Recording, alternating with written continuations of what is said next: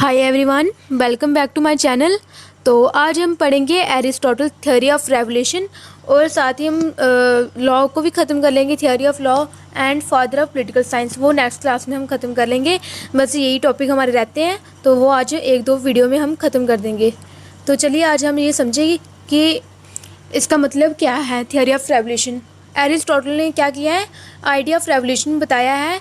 क्योंकि ये काफ़ी कंजर्वेटिव है, मतलब ये बिल्कुल चाहते हैं कि कम चेंज होना चाहिए, यानी कि ये प्लेटो के बिल्कुल अनफेवर में है। क्योंकि प्लेटो जो था वो रेडिकल चेंज चाहता था कंप्लीट, लेकिन जो एरिस्टोटल है वो कंजर्वेटिव है, वो चाहते हैं कि कम चेंज होना चाहिए। तो बिल्कुल भी ये कंफर्ट नहीं है चेंज के साथ। और अगर बाई चांस अगर स्टेट में थोड़ा सा भी चेंज आ जाए, स्लाइटेस्ट चेंज आ जाए गवर्नेंस में या स्टेट में, तो ये बोलते हैं कि रेवोल्यूशन, इसी को मानते हैं कि ये रेवोल्यूशन है। तो इनका हम जनरल व्यू देखते हैं कि इनको रेवोल्यूशन के लिए क्या है। जनरल व्यू जो रेवोल्यूशन के लिए होता है हमारे पॉइंट ऑफ व्यू से, वो क्या होता है, जब भी कोई सिस्टम, जब भी हमारे साथ कोई एक्सप्लॉयटेटिव कोई सिस्टम जब हमारे साथ होता है, हमारे साथ कुछ गलत होता है, हम उस चीज़ को क्या कहते हैं, रिवॉल्ट लाने की कोशिश करते हैं। जब हमारे साथ इनइक्वलिटी की तरह ट्रीट किया जाता है।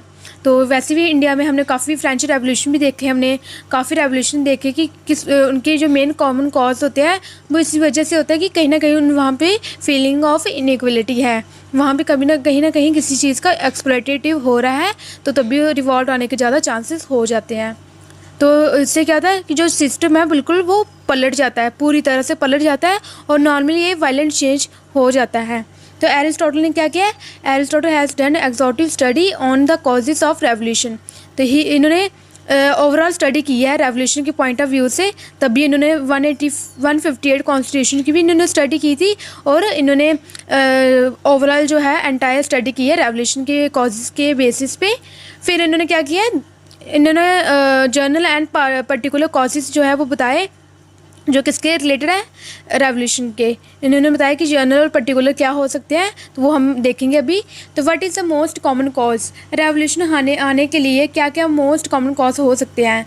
तो एरिस्टोटल के जो अकॉर्डिंग है वो मानते हैं कि अगर रूलर जो फिलोसफर किंग है, अगर वो टायरानी करने लग जाए, जाने कि अगर वो तानाशाही बन जाए या एरिस्टोक्रेसी करने लग जाए, तो वहाँ पे क्या आने के चांस हो जाते हैं, रेवोल्यूशन। वहाँ पे लगता है, वहाँ पे हमें पता चलता है कि उस स्टेट में क्या है, फीलिंग ऑफ इनइक्वलिटी, यानी कि लोगों के साथ इक्वल तरीके से ट्रीट नहीं हो रहा है। तो फिर हम देखते हैं कि जो जहाँ पे इनइक्वलिटी तरह का हो, मतलब सोसाइटी में, तो चाहे हम उसको रियल में समझे, रियलिटी में हो, चाहे हम उसको इमेजिन करके समझें, तो वहाँ पे क्या होता है, पॉसिबिलिटी बन जाती है रेवोल्यूशन की। ठीक है, चाहे हम सोचें ऐसे कि वहाँ पे इस तरह का, मतलब इनइक्वलिटी तरह का ट्रीट हो रहा है, तो उसका यही मतलब होता है कि वहाँ पे पॉसिबिलिटी बन सकती है रेवोल्यूशन आने की। क्योंकि कोई भी जो है ज़्यादा टाइम तक बर्दाश्त नहीं कर सकता किसी भी चीज़ को लेके।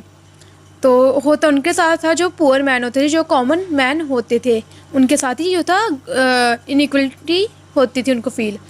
तो हैंस जो एरिस्टोटल है उन्होंने सजेस्ट किया कि जो रूलिंग क्लास है उनको एक्सट्रीम कॉशियस होना चाहिए, यानी कि उनको बिल्कुल अवेयरनेस होनी चाहिए किसके बारे में, कि जो ताकि लोग ना समझे कि हमें, हमारे साथ जो है फील जो है इनइक्वली तरीके से हो रहा है, हमारे साथ जो ट्रीट है वो इनइक्वली हो रहा है। इस तरह की जो फीलिंग है वो लोगों के बीच में डेवलप नहीं होनी चाहिए। ये कौन बोलता है, एरिस्टोटल सजेस्ट करते हैं रूलिंग क्लास को कि ऐसा होना चाहिए कि लोगों को लगे नहीं कि हमारे साथ इनइक्वलिटी ट्रीट हो रहा है, तो हमें जो है काफ़ी एक्सट्रीम कॉशियस होना पड़ेगा। तो why inequality is a concern, inequality को कंसर्न क्यों माना गया है, क्यों इसको इशू माना गया है, बिकॉज जो आइडिया ऑफ इक्वलिटी है ये सीधा लिंक करता है idea of justice, because they are not separated. ठीक है, they are link together, they are link to each other. तो एरिस्टोटल जो है, इसकी जो आइडिया ऑफ जस्टिस है, इन्होंने क्या किया, इन्होंने इस चीज़ को समझाने के लिए इन्होंने दो तरह में डिवाइड किया है। First is distributive and second is rectificatory. मतलब वो हम आगे समझेंगे, पहले हम इस स्टेटमेंट का हम मतलब समझेंगे जो इन्होंने आइडिया ऑफ जस्टिस में बताया है। क्या बताया है, it is unjust to treat equal unequally and it is equally unjust to treat unequal equally. मतलब इसका मतलब ये है, हम इंट्रो देखते वाले, अगर आपको कभी मेंस में इस तरह का कोई क्वेश्चंस आ जाता है तो आपको जो है, अगर आपने इंट्रोडक्शन स्टार्ट करना है तो आप ऐसे भी कर सकते हो। In above statement Aristotle has given his idea of justice and equality. मतलब ये आइडिया ऑफ जस्टिस और इक्वलिटी का जो है स्टेटमेंट को वो करते हैं, डिफाइन करते हैं एरिस्टोटल। तो इंट्रोडक्शन तो ये आगे, देन आएगा कंटेक्स्ट, फिर आएगी इसकी एक्सप्लेनेशन यानी कि मेन बॉडी। फिर हम कॉन्टेक्स्ट में देखेंगे ये क्या देते हैं। ही gives the theory in the context of describing the most common cause behind revolution. ये बोलते हैं कि जो रेवोल्यूशन है उसके पीछे क्या क्या कॉजेज हो सकते हैं रेवोल्यूशन आने के, उसके बारे में इन्होंने डिस्क्राइब किया है। और ऑन द बेसिस ऑफ, इन्होंने किस बेस पे डिस्क्राइब किया है, जब इन्होंने 158 कॉन्स्टिट्यूशन की जब इन्होंने स्टडी की, उस बेस पे इन्होंने एनालिसिस करते हुए फिर इन्होंने क्या किया, रेवोल्यूशन की थियोरी दी। तो ये सजेस्ट करते हैं कि जो कॉमन कॉज है वो तब भी होती है जहाँ पे अगर फीलिंग ऑफ इनइक्वलिटी हो। रेवोल्यूशन तब भी आता है जहाँ पे फीलिंग ऑफ जस्टिस नहीं हो रहा हो, जहाँ पे इक्वल जो है तरीके से लोगों के साथ जो है ट्रीट नहीं हो रहा, उनके साथ जो है एक्सप्लॉयटेटिव सिस्टम हो रहा है, तो वहाँ पे ख़तरा बन सकता है रेवोल्यूशन आने के। तो चाहे वो रियलिटी में हम देखें, जहाँ हम उसको सोच के देखें तो वहाँ पे हो जाता है। और ये सीधा जो है इक्वल जो है ये बिल्कुल डायरेक्ट लिंक करता है फीलिंग ऑफ जस्टिस के साथ। अगर इक्वलिटी आपके साथ हो रही है समझो जस्टिस भी है, अगर इक्वल आप नहीं हो समझो आपके साथ इनजस्टिस हो रहा है। तो अब हम देखेंगे इसकी मेन बॉडी में एक्सप्लेन देखेंगे थोड़ा सा। तो His theory of justice is based on common sense, unlike a very abstract theory of justice given by Plato। मतलब कि जो इनकी theory of justice इन्होंने बताया है, ये एक इन्होंने common sense पे बेस पे बताया है। मतलब जैसे मैंने आपको पहले बताया था क्लासेस में कि अगर दो पर्सन हैं, अगर इस पर्सन के उन्होंने कलर तोड़ दिए, इस पर्सन ने इसके कलर तोड़ दिए, ठीक है, तो ये तीसरा जो है वो बंदा देख रहा है कि इसने इसके साथ गलत किया। तो ये सामने से हमें पता चल रहा है कि हमने कॉमन सेंस यूज़ करके पता चला कि इसके साथ जो है गलत हुआ, गलत कौन है, ये है, और इसके साथ इसने गलत किया। हमें पता चल गया कि इसकी गलती है ना। तो इट मीन्स ये हमें कोई मतलब कोई स्पेशलाइज नॉलेज की ज़रूरत नहीं होती, हमें सिर्फ कॉमन सेंस से हमें पता चल जाता है कि क्या सही है क्या गलत है।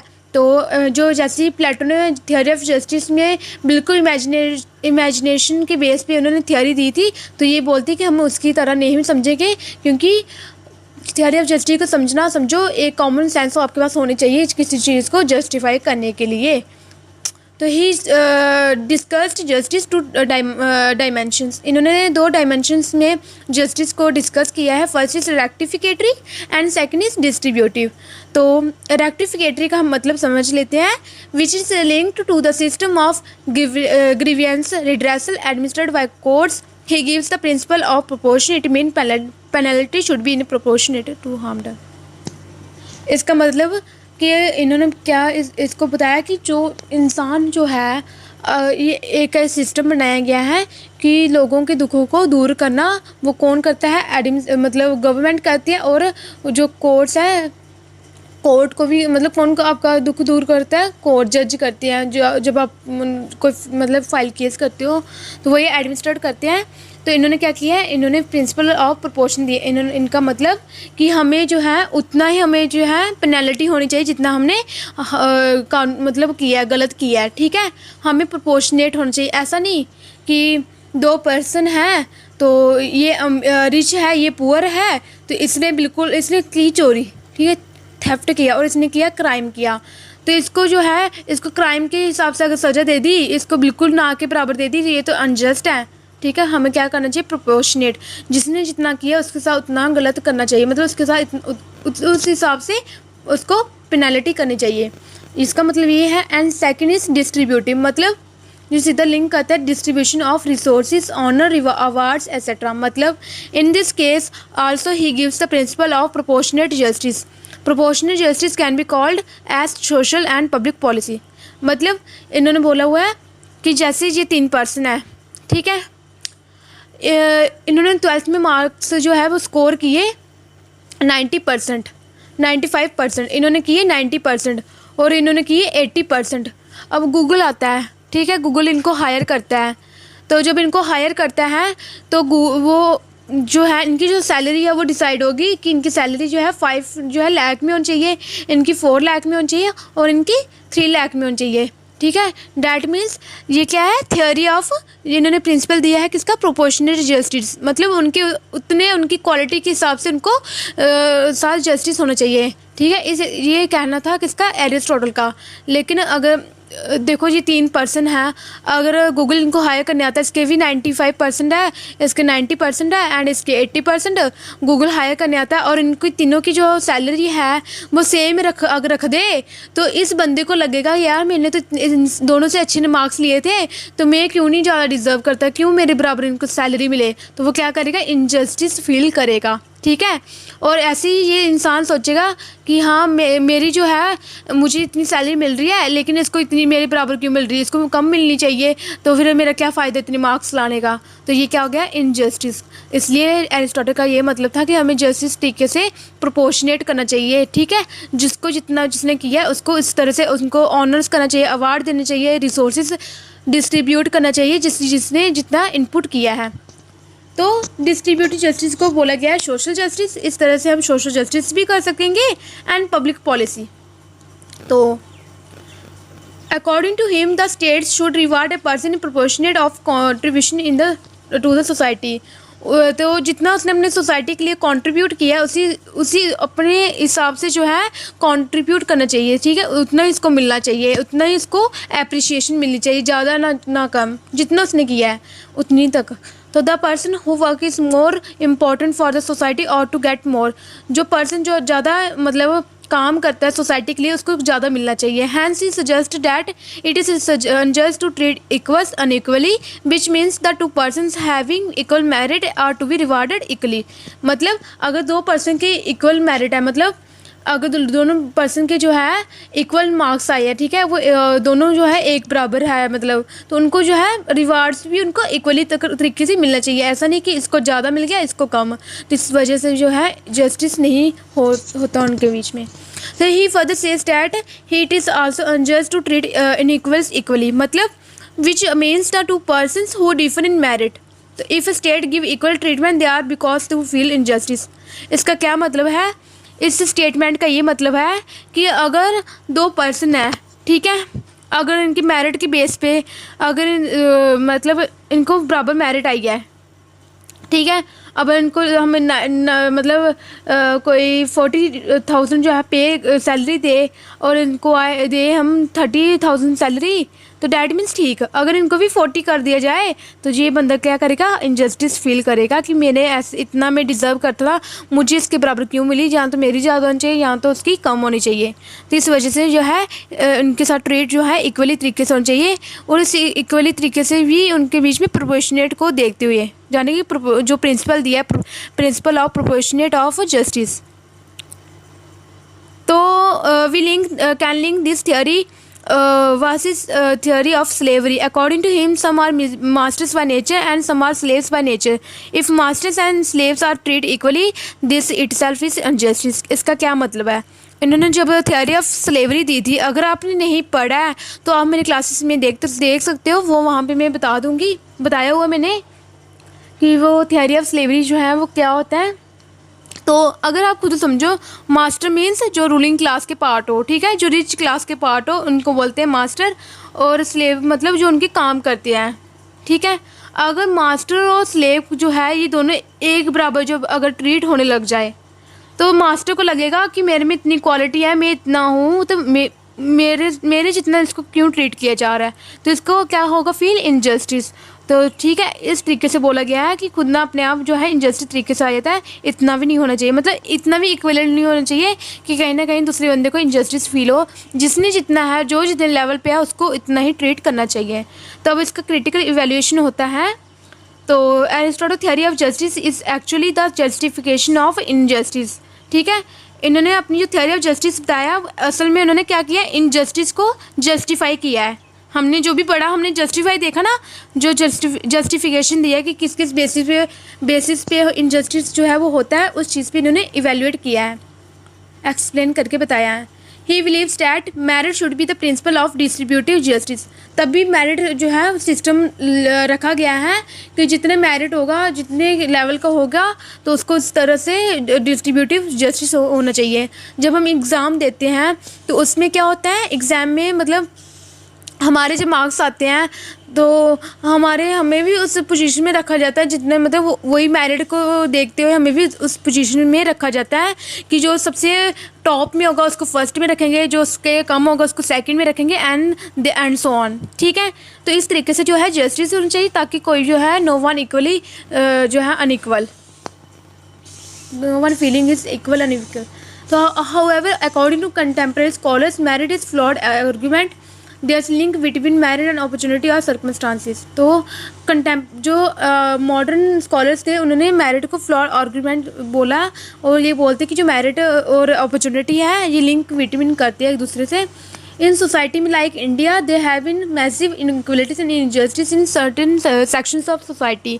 Merit alone cannot be principle so long as there is no social levelling. मतलब इन्होंने बोला इंडिया में देख लो कितना बड़ा जो है इक्वल नहीं है लोग, इनजस्टिस जो है वो हो रहा है उनके साथ सर्टेन सेक्शन ऑफ सोसाइटी। मतलब हम देखते हैं ना हमारे में कितना वो करते हैं, अनटचेबल जो है सिस्टम भी था हमारे, कि किसी को अभी भी है, अभी भी अगर बाय चांस अगर लॉ भी निकला है इसके लिए, अभी निकला है, लेकिन लोग जो है कई सर्टेन सेक्शंस है, बैकवर्ड एरियाज है, जो लोग क्या करते हैं लोगों के साथ टच नहीं होते। ठीक है, तो इस वजह से जो है अभी भी कहीं ना कहीं जो है ये चीज़ें एग्जिस्ट कर रही हैं, और ये जो मेरिट वाला इन्होंने प्रिंसिपल दिया ये लंबे समय तक तो नहीं रहेगा, और इससे क्या होगा, ना ही कभी सोशल का जो लेवल है वो कभी अप होगा जो बैकवर्ड एरिया है। तो hence lost of India goes for principle of positive discrimination in favour of the weaker sections of the society. तो इंडिया जो है वो खो रहा है प्रिंसिपल ऑफ पॉजिटिव डिस्क्रिमिनेशन किनकी फेवर में, सोसाइटी ऑफ वीकर सेक्शंस के। अब हम देखेंगे जो एरिस्टोटल है इन्होंने और भी कॉजेज बताए हैं रेवोल्यूशंस के। तो पहले तो हमने इसके कंसेप्ट को पढ़ा था, अब हम पढ़ेंगे कि जो रेवोल्यूशन है वो कितने तरह की हो सकती है।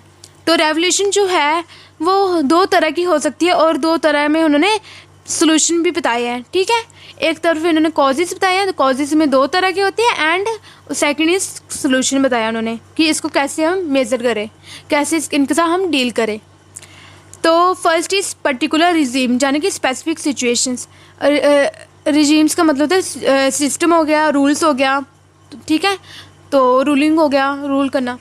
तो पर्टिकुलर हम देखते हैं कि जैसे कि इसमें जैसे कि हम देखते हैं मोनार्की में भी होता है रेवोल्यूशन। कैसे, जब समझो दो प्रिंस है, अगर एक प्रिंस जो है रूलिंग क्लास का पार्ट बन गया, अगर ये फिलोसफर किंग जो है बन जाता है, तो ये प्रिंस समझेगा कि यार मैं भी तो प्रिंस था, तो मुझे क्यों नहीं बनाया।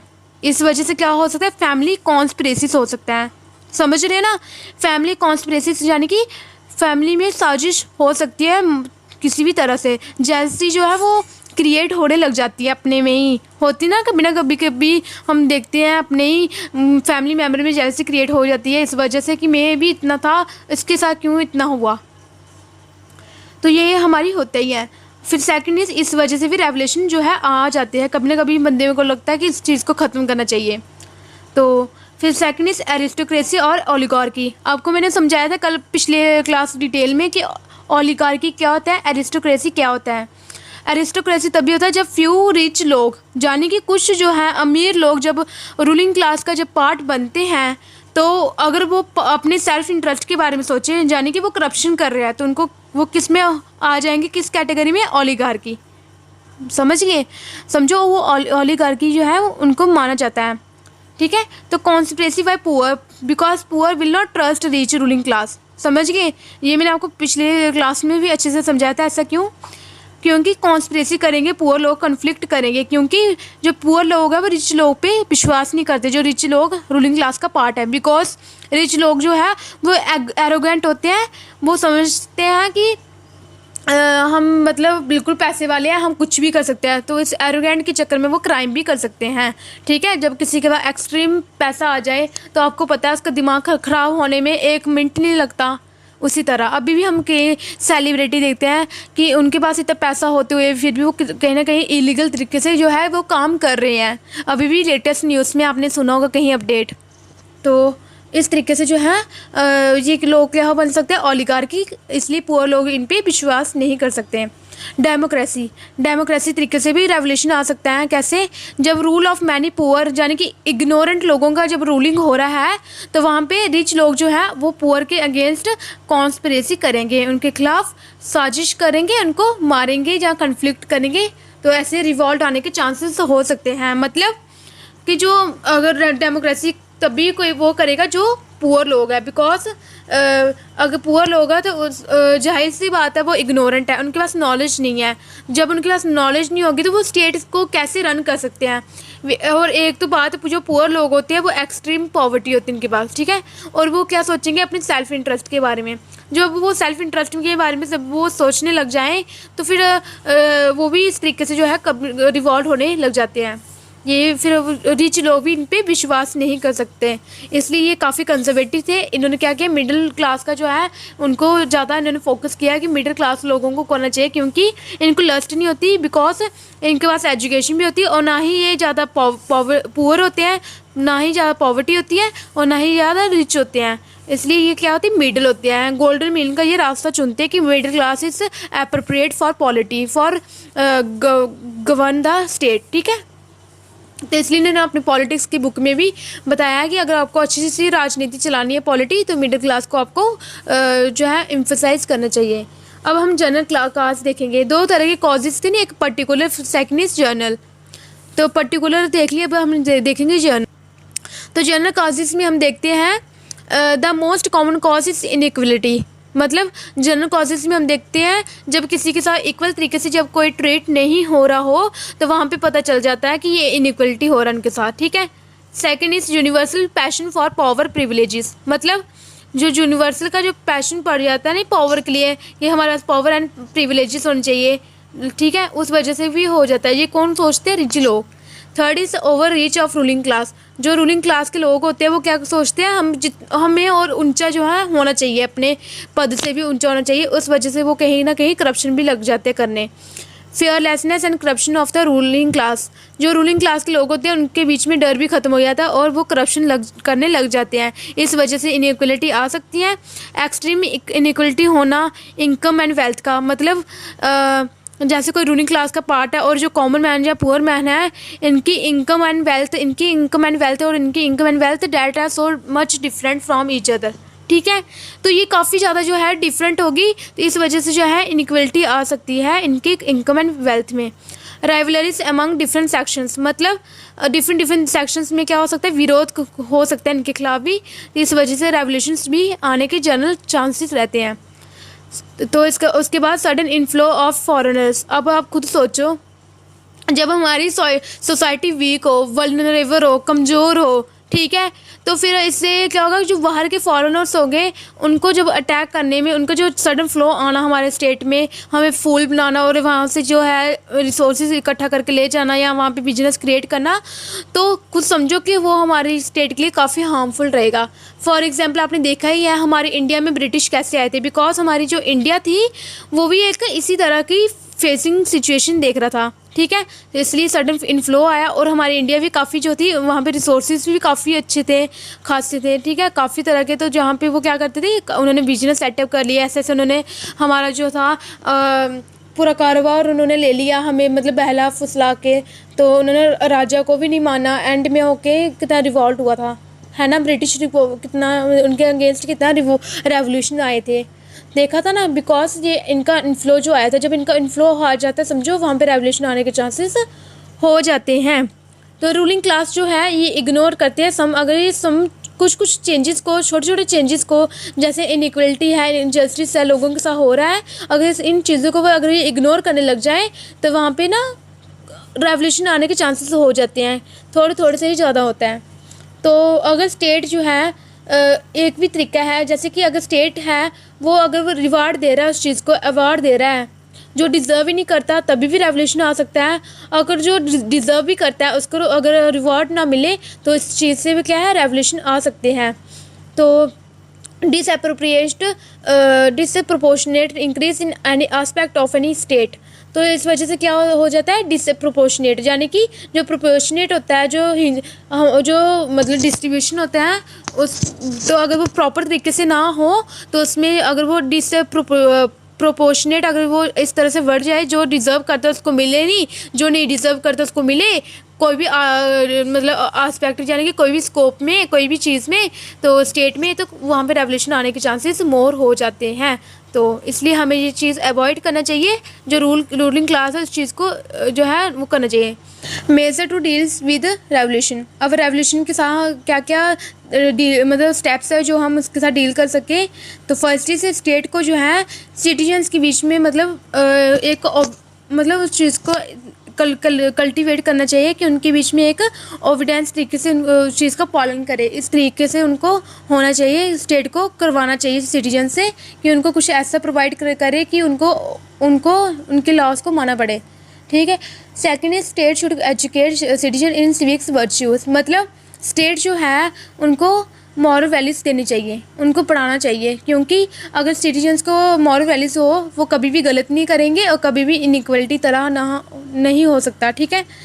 State should inculcate the feeling of patriotism. मतलब पैट्रियोटिज़म मतलब कि जो लॉयल्टी है सिटीजन्स के बीच में, उनको क्या होना चाहिए, मतलब अपनी देश के प्रति भावना होनी चाहिए कि ताकि उस चीज़ को भी वो कभी उनके साथ गलत ना करें। इस तरह से उनके बीच में लॉयल्टी होनी चाहिए स्टेट के प्रति। स्टेट शुड ट्रीट द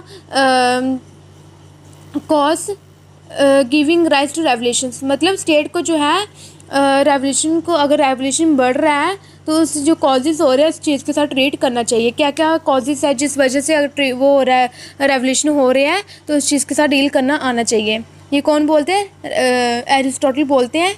तो इनकी जो थ्योरी थी रेवोल्यूशन को लेके, जस्टिस इनइक्वलिटी, तो इनकी जो रेलिवेंस रहा है इनकी थ्योरी को लेके, एरिस्टोटल थ्योरी ऑफ रेवोल्यूशन इस रेलिवेंट रहा है इवन इन प्रेजेंट टाइम, यानी कि आज के समय में भी इनकी जो रेवोल्यूशन है की जो थ्योरी दी है काफ़ी इंपॉर्टेंट है, इसको हम इग्नोर नहीं कर सकते। इन्होंने जो बताया सही बताया कि ऐसा हो सकता है। Everywhere inequality is the cause of revolution, कि हर जगह इनइक्वलिटी होना ये कॉज बन जाता है रेवोल्यूशन का। एक बंदे के साथ हो फिर नहीं, अगर ज़्यादा होने लग जाए फिर कहीं कहीं एक्सप्लॉइट जो है सिस्टम हो जाता है, जिससे वजह से रेवोल्यूशन जो है रिवॉल्ट करने लग जाते लोग। तो एरिस्टोटल जो है has given an exhaustive theory of revolution based on the analysis of 158 constitutions. Aristotle perspective towards change, he stands for stability and even takes the slightest change as revolution, unlike general perception of overthrow through violence. He has given specific and general cause, जो अब मैंने बताए थे आपको revolution के, तो specific causes include जिसमें conspiracy रहती है मोनार्की में। सिमिलरली जनरल कॉज में जो मैंने बताया आपको include craving for money and power के लिए लस्ट लग जाना। बट इस predominant cause for revolution is inequality because it gives rise to injustice. He does not believe in complete equality but only proportionate equality. According to him, it is unjust to treat unequally. So, for example, if master and slaves are treated equally, it will generate resentment in master.